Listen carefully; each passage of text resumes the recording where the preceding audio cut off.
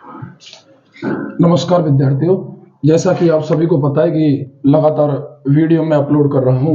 Math का जो आपका 27 तारीख को एग्जाम है 10th वालों का। अब आज मैं एक तो एक्सरसाइज 6 और एक्सरसाइज 7 की इसी वीडियो में बना रहा हूं। मोस्ट क्वेश्चन 5-5 प्रश्न बताऊंगा दोनों में से। तो देखिए, त्रिभुजों वाली जो प्रश्नावली है आपकी 6, उसमें पहला प्रश्न यदि मैं आपको बात करूं पहले प्रश्न के बारे में, तो एक तो त्रिभुजों की समरूपता, ठीक है, त्रिभुजों की समरूपता और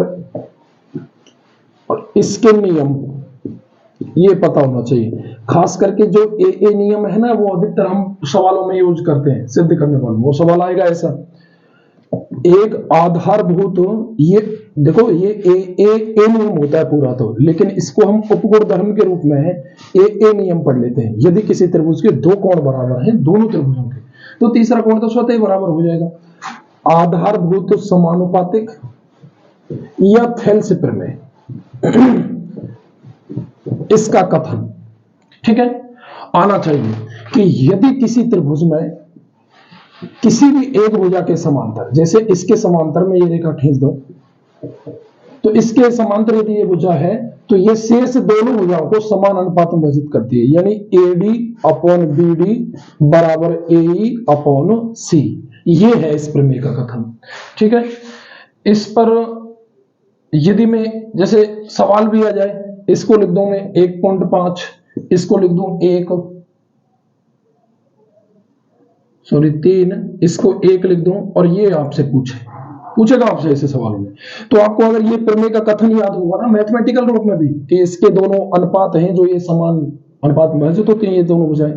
तो देखो ये AD अपॉन BD, तो AD की वैल्यू कितनी है 1.5, BD की वैल्यू कितनी है 3 बराबर AE की वैल्यू कितनी है 1, और C का मान पूछा है, इसको x दे दे तो x मान लो, नहीं C लिख दो।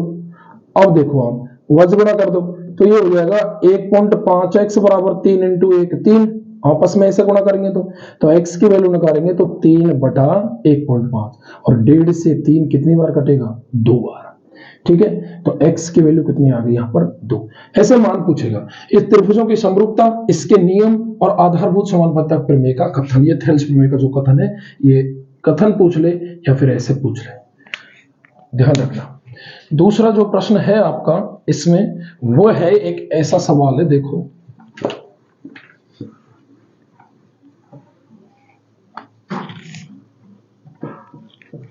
दूसरा जो सवाल है आपका वो है किसी त्रिभुज में PS upon PQ, PS upon PQ बराबर PT अपॉन TR, इस त्रिभुज में 6 प्रश्नावली के सवाल है, आप देख लेना। PQR और यहां लिख दूं मैं S और T, ठीक है। और आप प्रसिद्ध और एक और दे दे, कोण PST बराबर कोण PRQ, ये कोण भी बराबर दे दे, और आप सिद्ध करवा ले, सिद्ध करो त्रिभुज PQR, त्रिभुज PQR क्या है, एक समद्विबाहु त्रिभुज है। ध्यान रखना PS अपॉन PQ, इसका और इसका अनुपात PT, इसका और इसका अनुपात ये बराबर है, और PST यानी S ये कोण PST एक ये कोण PRQ एक ये कोण, ये दोनों कोण बराबर हैं और अनुपात बराबर दिए भुजाओं के। आपको ये समद्विबाहु त्रिभुज सिद्ध करना है, मैं करवा नहीं सकता क्योंकि 2 प्रश्नावली करानी है 10 से 15 मिनट वीडियो में। आप सॉल्यूशन देखिए, मैं मोस्ट सवालों के बारे में बता रहा हूं आपको। तीसरा सवाल अगर मैं इसमें बात करूं तो एक है ये, देखो ABCD एक समलंब है, ABCD क्या है, एक समलंब चतुर्भुज है। ABCD एक समलंब चतुर्भुज है। AO अपॉन BO बराबर CO अपॉन DO। इसमें AB समांतर DC है और विकर्ण O पर प्रतिच्छेद कर रहे हैं, O पर क्या कर रहे हैं, प्रतिच्छेद करते हैं। ये सिद्ध करवाएगा आपका कि इसका और इसका अनुपात, इसका और इसका, जैसे समलंब चतुर्भुज ये होता है आपका। देखो मैं कोशिश कर रहा हूं वैसे, लेकिन जल्दबाजी में नहीं हो पाता है इतना। देखो सॉल्यूशन इनका कि ये दोनों भुजा समांतर है, ठीक है। इसके विकर्ण एक तो BD और एक विकर्ण BC, ये AC O पर प्रतिच्छेद करते हैं, तो AO और BO, AO और BO, CO और DO, CO और DO। अब आप देखो इसमें एक रचना करनी पड़ती है, जैसे यहां इसके समांतर ये खींच दी, तो इस त्रिभुज में ये समांतर और इस पूरे त्रिभुज में ये इसके समांतर, तो इसका और इसका अनुपात और इधर इसका और इसका अनुपात आधारभूत और समानुपातिकता है, थेल्स प्रमेय से निकालेंगे तो सिद्ध हो जाएगा। बता रहा हूं ऐसे होंगे। सवाल नंबर चौथा भी है इसमें। चौथा जो सवाल है वो ये है, देखो कि एक त्रिभुज PQR में, एक त्रिभुज PQR में,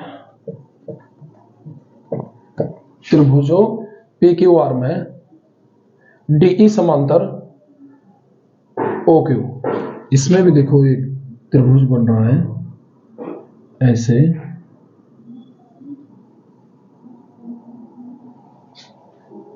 ठीक है। ये है PQR और ये है बच्चों DEF।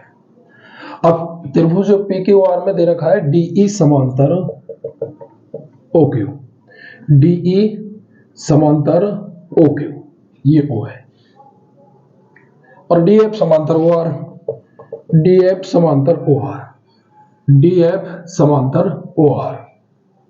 सिद्ध करवा रहा है EF समांतर QR, सिद्ध करना है आपको EF समांतर QR। देखो आप मेरी बात सुनो, इसका और इसका अनुपात बराबर है, थोड़ी देर के लिए इसको भूल जाओ। इस ए त्रिभुज में POQ में यदि, तो देखो इसका और इसका अनुपात, इसका और इसका अनुपात, यदि ये समांतर दे रखी है तो आधारभूत समानुपातिकता प्रमेय या थेल्स प्रमेय से इसका इसका और इसका अनुपात इसके इसके अनुपात के बराबर होगा। बोलो होगा नहीं होगा?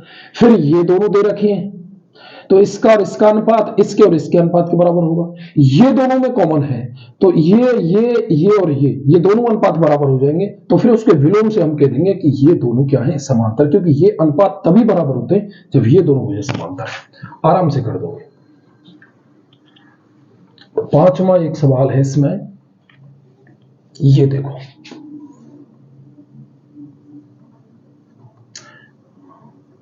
ऐसा सवाल है ये, A B C और D आपको देगा OA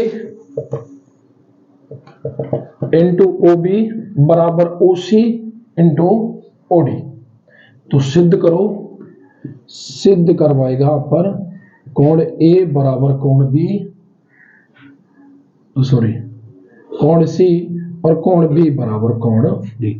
एक बात बताओ, इसका और इसका अनुपात गुणनफल, और देखो OA और OB का गुणनफल, OC और OD, OC और OD का गुणनफल बराबर दिया है। अब ये कोण कब बराबर होते हैं? जब या तो ये दोनों त्रिभुज समरूप हो या सर्वांग सम हो, और सर्वांग सम के लिए तो भुजा बराबर चाहिए। अब बराबर तो नहीं कर सकते, लेकिन गुणनफल के रूप में इनका अनुपात बराबर कर सकते हैं। मैं OA और OA के बटे में, देखो अब OA के बटे में आप OC को भी ला सकते हो, OD को भी ला सकते हो। अब OA के बटे में OD को तो लाएंगे नहीं क्योंकि ये तो इसी त्रिभुज का पार्ट है, तो दूसरे त्रिभुज की OC को ले आओ और इधर OD और इसके बटे में क्या ले जाओ, OB। अब ये क्या हो गया, इसका और इसका अनुपात इसके और इसका अनुपात के बराबर हो गया।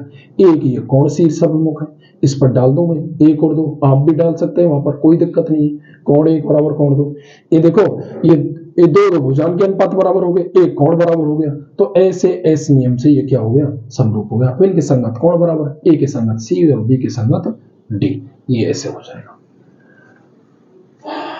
7 प्रश्नावली निर्देशांक ज्यामिति, 7 प्रश्नावली जो है आपकी, ये देखो।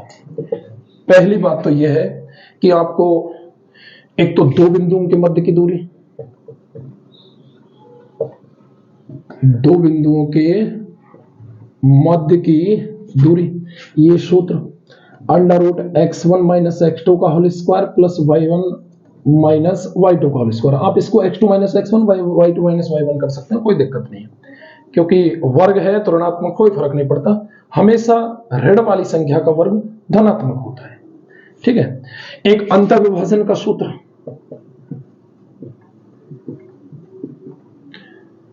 वो x बराबर m1 x2 plus m2 x1 upon m1 plus m2, ऐसे y का हो जाएगा, x की जगह y रख देंगे।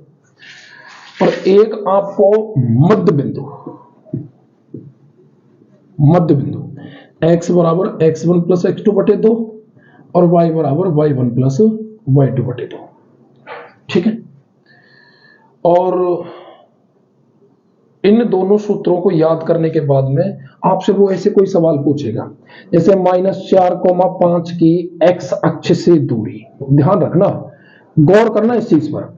ऑप्शन ए दे दिया -4, बी दे दिया 5, सी दे दिया 0 और डी दे दिया 4, क्या करोगे?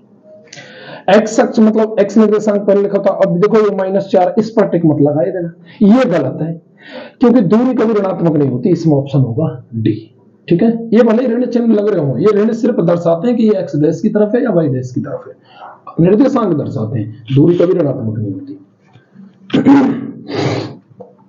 दूसरे सवाल में अगर मैं बात करूं आपसे इसमें, तो देखो एक सवाल है 5,3, सवाल ऐसा ही आएगा, या तो x अक्ष द्वारा विभाजन या y अक्ष, और -3, -2 को मिलाने वाला रेखाखंड x अक्ष द्वारा, मिलाने वाला रेखाखंड x अक्ष द्वारा किस अनुपात में विभाजित होता है, किस अनुपात में विभाजित होता है, ठीक है।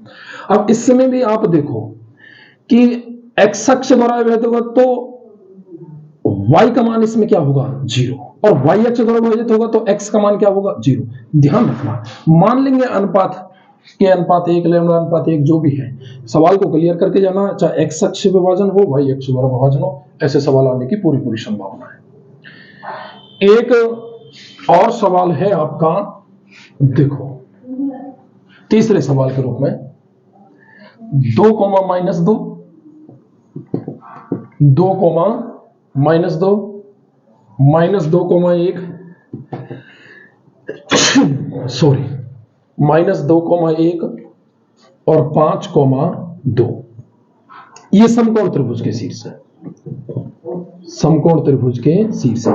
ये समकोण त्रिभुज के शीर्ष कैसे होंगे? जब इसके और इसके मध्य की दूरी, इसके और इसके मध्य की दूरी और इसके और इसके मध्य की दूरी, इनका दूरियों का संबंध ऐसा आ जाए कि k² बराबर l² प्लस a², यानी कि सबसे जो ज्यादा अधिक जो दूरी होगी इनमें, उसकी जो वैल्यू है, उसका मान दोनों शेष दोनों छोटे दूरियों के योगफल के बराबर आ जाए।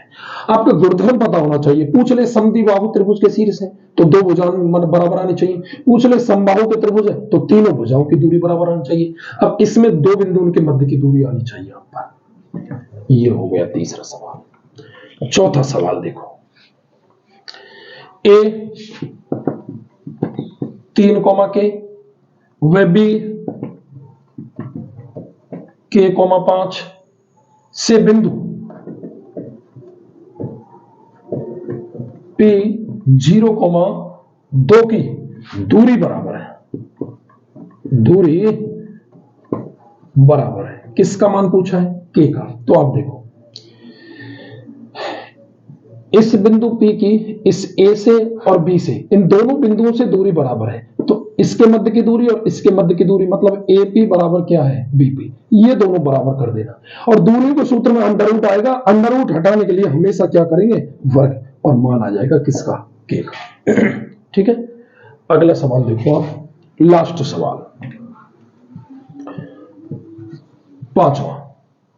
4, -1 और 2, -2, -3 को समत्रिभाजित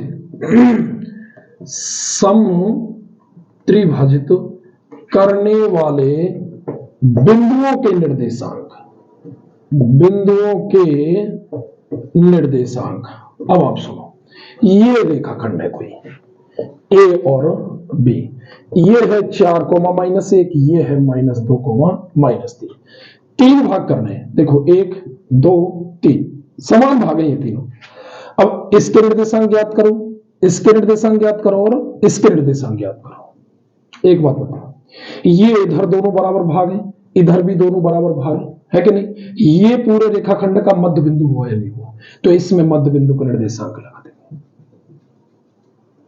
मध्य बिंदु निर्देशांक हो जाएगा तो फिर ये बिंदु इसका और इसका मध्य बिंदु हुआ तो इसमें भी मध्य बिंदु निर्देशांक का सूत्र लग जाएगा, और ये बिंदु इसका और इसका हुआ तो इसमें भी मध्य बिंदु का निर्देशांक का सूत्र लग जाएगा। वो होता है x1 प्लस x2 बटे 2, x का मान, और y का होता है y1 प्लस y2 बटा 2। ये आराम से आ जाएगा।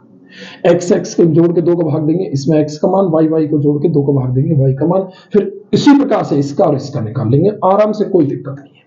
इसी प्रकार के और सवालों को देखने के लिए आगे प्रश्नावली में वीडियो को शेयर करें, लाइक करें और चैनल को सब्सक्राइब करें और बेल आइकन के बटन को दबाना ना भूलें, जिससे आने वाली वीडियो आपको समय से प्राप्त हो सके। धन्यवाद। चैनल का नाम मैथ्स विद एल के तिवारी।